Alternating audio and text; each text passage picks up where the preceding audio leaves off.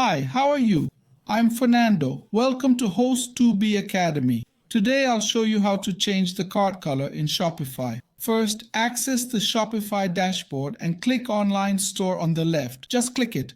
The themes page opens. Go to your theme. Click the three-dot button. A menu appears. Click Edit Code. The theme files page opens. In Filter Files, search for base.css. You'll see a file named base.cs. Click it to open your store's appearance script. All store styling code is here. We'll scroll to the bottom of the script. Just go all the way down. At the last line, it's blank. Skip 2 lines. Next, we'll visit host2b.net. The link is in the description. Here's the code we'll use. Just click the button to copy the script. Once copied, return to Shopify and paste the code in the blank line. After pasting, you'll see the first 2 lines of code. The first line sets the background color of the Add to Cart button. To change it, replace the color code after the hashtag. If you don't know the code, check HTML color code site in the comments. Visit that site to choose your color and get its code. Next, we have the code to change the Add to Cart text color. Here, simply enter the name of the color you want. By default, I set it to white, but you can click and change it to black or blue, for example. You can choose any color you want,